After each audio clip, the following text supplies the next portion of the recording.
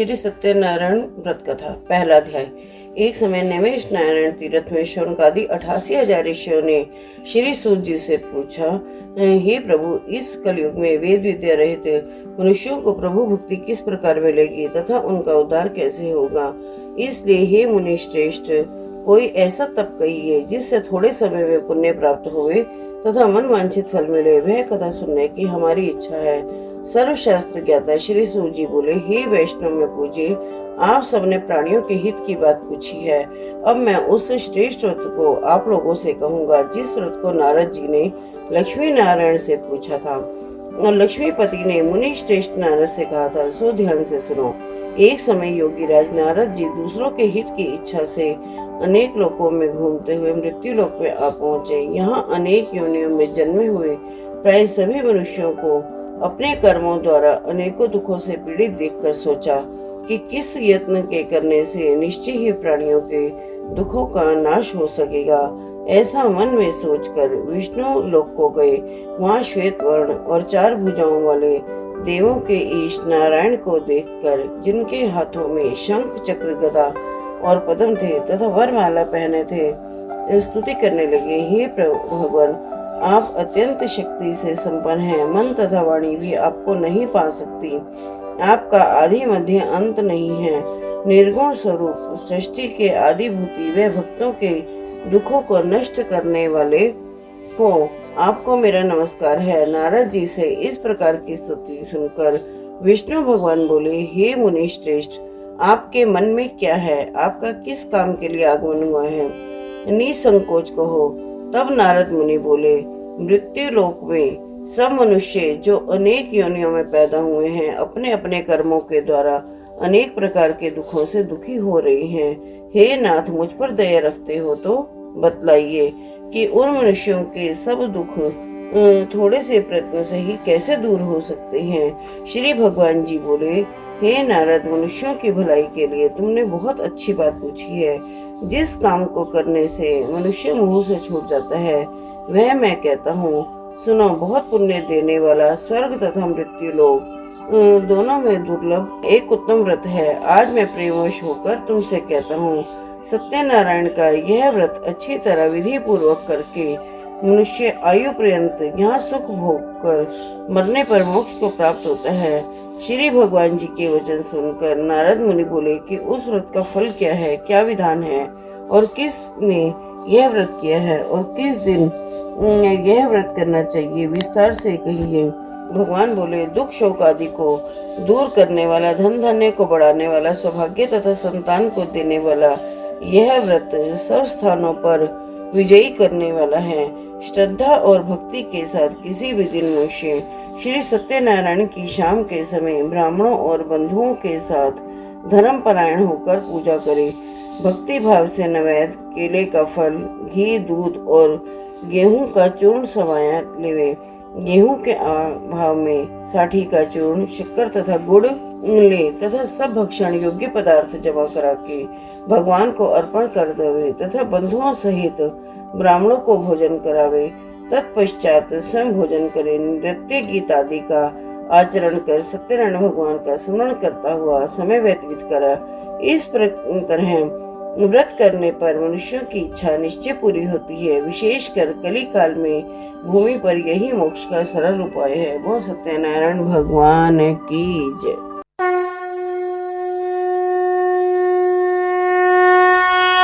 दूसरा अध्याय।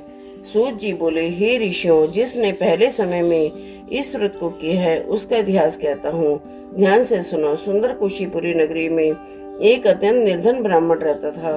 वह भूख और प्यास से बेचैन हुआ नित्य पृथ्वी पर घूमता था। ब्राह्मणों से प्रेम करने वाले भगवान ने ब्राह्मण को दुखी देखकर बूढ़े ब्राह्मण का रूप धर उसके पास जा आदर के साथ पूछा, हे विप्र, नित्य दुखी हुआ पृथ्वी पर क्यों घूमता है? हे श्रेष्ठ ब्राह्मण, यह सब मुझसे कहो, मैं सुनना चाहता हूँ। ब्राह्मण बोला, मैं निर्धन ब्राह्मण हूँ, भिक्षा के लिए पृथ्वी पर फिरता हूँ। हे भगवान, यदि आप इसका उपाय जानते हो तो कृपा कर कहो। वृद्ध ब्राह्मण बोला कि सत्यनारायण भगवान मन वांछित फल देने वाले हैं, इसलिए हे ब्राह्मण, तू उनका पूजन कर। जिसके करने से मनुष्य सब दुखों से मुक्त होता है। ब्राह्मण को व्रत का सारा विधान बतलाकर बूढ़े ब्राह्मण का रूप धारण करने वाले सत्यनारायण भगवान अंतर्ध्यान हो गए। जिस व्रत को वृद्ध ब्राह्मण ने बतलाया है, मैं उसको करूंगा, यह निश्चय कर उसे रात में नींद भी नहीं आई।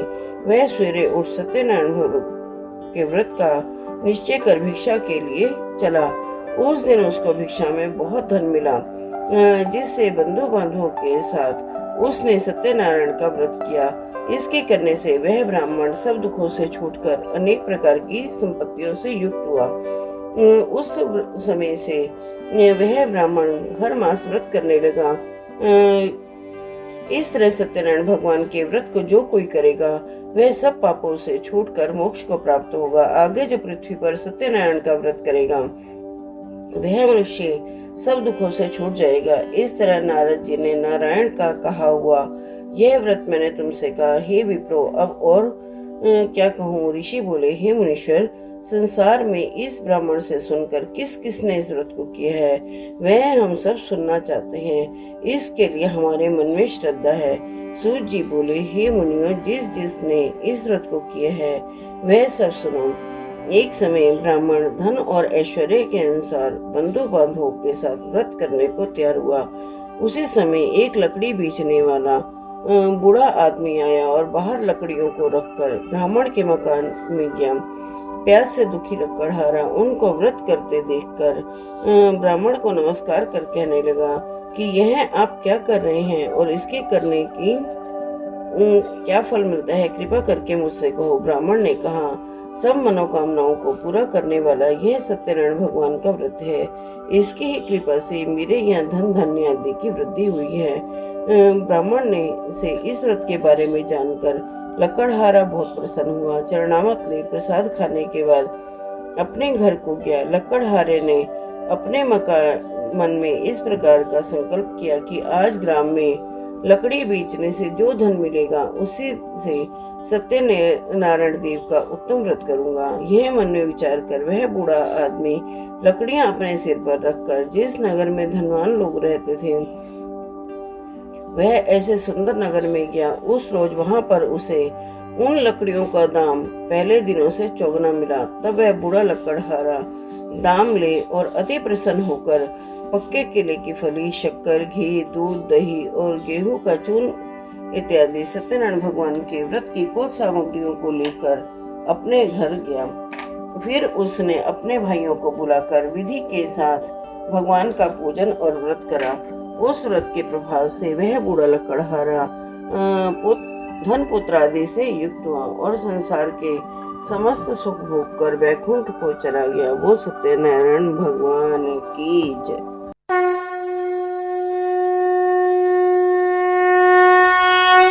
तीसरा अध्याय। सूत जी बोले, हे श्रेष्ठ मुनियों, अब आगे की कथा कहता हूँ, सुनो। पहले समय में उल्का मुख नाम का एक बुद्धिमान राजा था।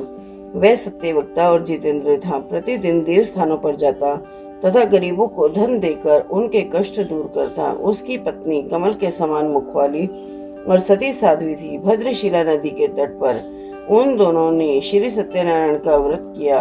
उस समय में वहां एक साधु वैश्य आया। उसके पास व्यापार के लिए बहुत सा धन था। यह नाव को किनारे पर ठहरा कर राजा के पास आ गया और राजा को व्रत करते देखकर विनय के साथ पूछने लगा, हे राजन, भक्ति युक्त चित्त से आप क्या कर रहे हैं? मेरी सुनने की इच्छा है, सो आप मुझे बताइए।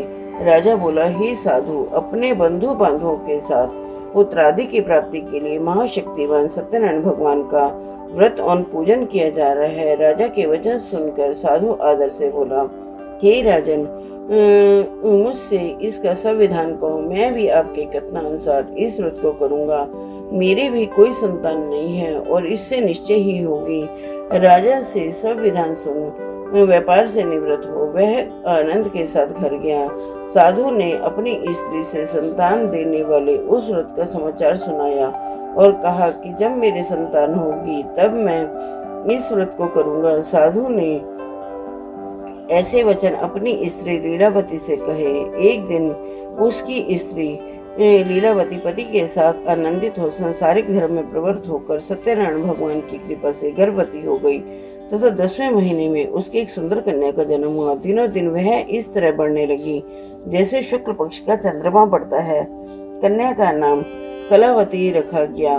तब लीलावती ने मीठे शब्दों में अपने पति से कहा कि जो आपने संकल्प किया था कि भगवान का व्रत करूंगा, अब आप उसे करिए। साधु बोला, हे प्रिय, इसके विवाह पर करूंगा। इस प्रकार अपनी पत्नी को आश्वासन दे वह नगर को गया। कलावती प्रीतगृह में ही वृद्धि को प्राप्त हो गई। साधु ने जब नगर में सखियों के साथ अपनी पुत्री को देखा तो तुरंत दूत बुलाकर कहा कि पुत्री के वास्ते कोई सुयोग्य वर देख कर लाओ। साधु की आज्ञा पाकर दूत कंचन नगर पहुंचा और वहां बड़ी खोज और देखभाल कर लड़की के लिए सुयोग्य वणिक पुत्र को ले आया। उस सुयोग्य लड़के को देखकर साधु ने अपने बंधु बांधवों के साथ प्रसन्नचित अपनी पुत्री का विवाह उसके साथ कर दिया, किंतु दुर्भाग्य से विवाह के समय भी उस व्रत को करना भूल गया। तब श्री भगवान क्रोधित हो गए और श्राप दिया कि तुम्हें दारुण दुख प्राप्त होगा। अपने कार्य में कुशल साधु बनिया जमाता सहित समुद्र के समीप स्थित रत्नपुर नगर में गया और वहां दोनों ससुर जमाई चंद्रकेतु राजा के उस नगर में व्यापार करने लगे।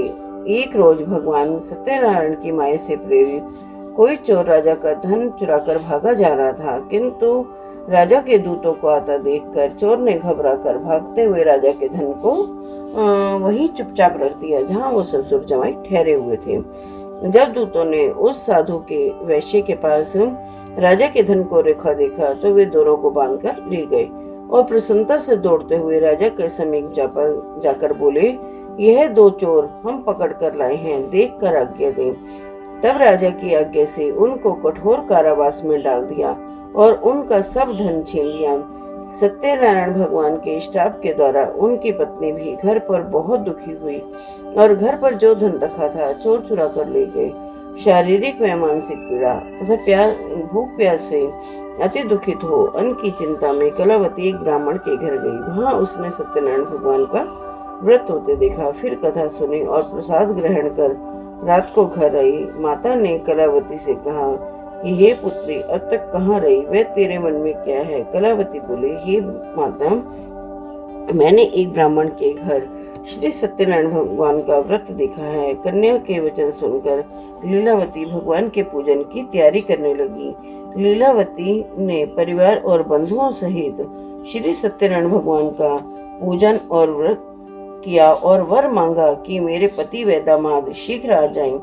साथ ही प्रार्थना करी कि हम सबका अपराध क्षमा करो। सत्यनारायण भगवान इस व्रत से संतुष्ट हो गए और राजा चंद्रकेतु को स्वप्न में दर्शन देकर कहा, हे राजन, दोनों वैश्यों को प्रातः ही छोड़ दो और उनका सब धन जो तुमने ग्रहण किया है दे दो, नहीं तो मैं तेरा धन, राज्य, पुत्र आदि सब नष्ट कर दूंगा।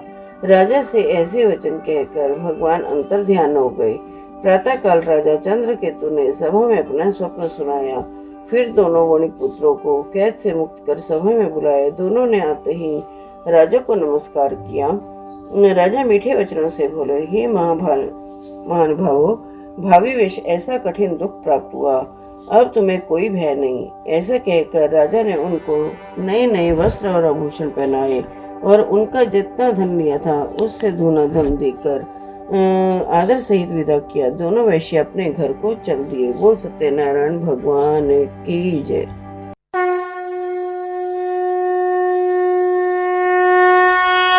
चौथा अध्याय। सूत जी बोले, वैश्य ने मंगलाचार करके यात्रा आरंभ की और अपने नगर को चले। उनके थोड़ी दूर निकलने पर दंडी वेशधारी सत्यनारायण भगवान ने उनसे पूछा, हे साधु, तेरी नाव में क्या है?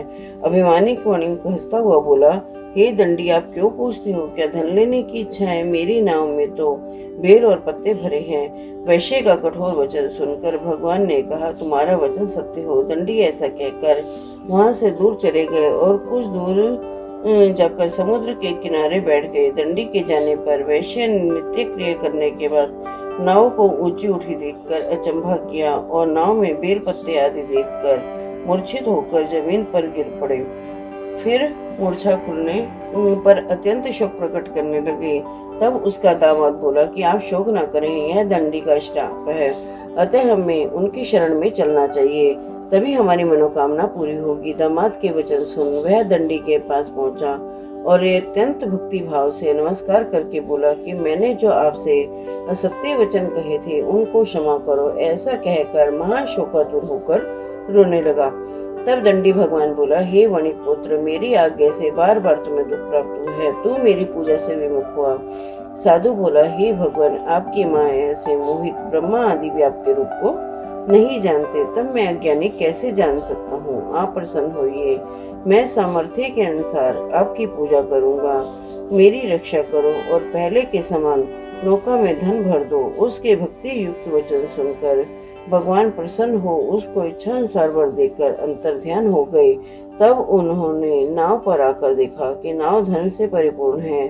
फिर वह भगवान सत्यनारायण का पूजन कर साथियों सहित अपने नगर को चला।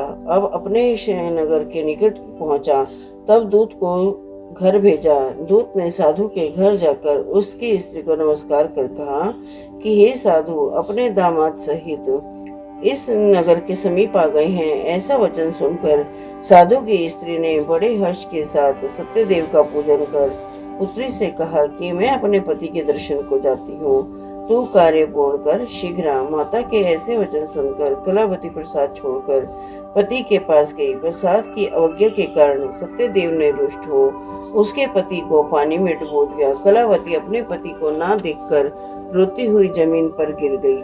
इस तरह नौका को डूबा हुआ तथा कन्या को रोता देखकर साधु दुखित हो बोला, हे प्रभु, मुझसे या मेरे परिवार से जो भूल हुई है उसको क्षमा करो। उसके दीन वचन सुनकर सत्यदेव प्रसन्न हो गए और आकाशवाणी हुई, हे साधु, तेरी कन्या मेरे प्रसाद को छोड़कर आई है, इसलिए इसका पति अदृश्य हुआ है। यदि यह घर जाकर प्रसाद खाकर लौटे तो इसे पति अवश्य मिलेगा। ऐसी आकाशवाणी सुनकर कलावती ने घर पहुंचकर प्रसाद खाया, फिर आकर पति के दर्शन किए। तत्पश्चात साधु ने बंधु बांधवों सहित सत्यदेव का विधि पूर्वक पूजन किया।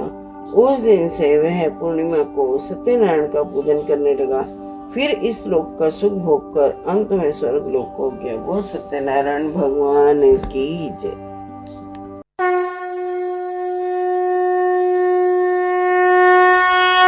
पांचवा अध्याय। सूत जी बोले, हे ऋषियों, मैं और भी कहता हूँ, सुनो। प्रजा पालन में लीन तुंगध्वज नाम का एक राजा था। उसने भी भगवान का प्रसाद त्याग कर बहुत दुख पाया। एक समय वन में जाकर वन्य पशुओं को मारकर बड़ के पेड़ के नीचे आया। वहीं उसने ग्वालों को भक्ति भाव से बांधवों सहित सत्यनारायण का पूजन करते देखा। राजा देखकर भी अभिमानवश वहां नहीं गया और ना ही नमस्कार ही किया। जब ग्वालों ने भगवान का प्रसाद उसके सामने रखा तो वह प्रसाद को त्याग कर अपनी सुंदर नगरी को चला। वहीं उसने अपना सब कुछ नष्ट पाया तो वह जान गया कि यह सब भगवान ने किया है। तब वह विश्वास कर ग्वालों के समीप गया और विधि पूर्वक पूजन कर प्रसाद खाया तो सत्यदेव की कृपा से पहले जैसा था वैसा ही हो गया। फिर दीर्घ काल तक सुख भोग कर मरने पर स्वर्ग लोक हो गया। जो मनुष्य इस परम दुर्लभ व्रत को करेगा, भगवान की कृपा से उसे धन धान्य की प्राप्ति होगी। निर्धन धनी और बंदी बंधन से मुक्त होकर निर्भय हो जाता है। संतानहीनों को संतान प्राप्ति होती है तथा सब मनोरथ पूर्ण होकर अंत में वैकुंठ धाम को जाता है। जिन्होंने पहले इस व्रत को किया है, अब उसके दूसरे जन्म की कथा कहता हूँ। व्रत शतानंद ब्राह्मण ने सुदामा का जन्म लेकर मोक्ष को पाया। उल्का मुख नाम का राजा दशरथ होकर वैकुंठ को प्राप्त हुआ। साधु नाम के वैश्य ने मोरध्वज बनकर अपने पुत्र को आरे से चीरकर मोक्ष को प्राप्त करा। महाराज तुंगध्वज ने स्वयंभू होकर भगवान में भक्ति युक्त कर्म कर मोक्ष प्राप्त करा। वो सत्यनारायण भगवान की जय।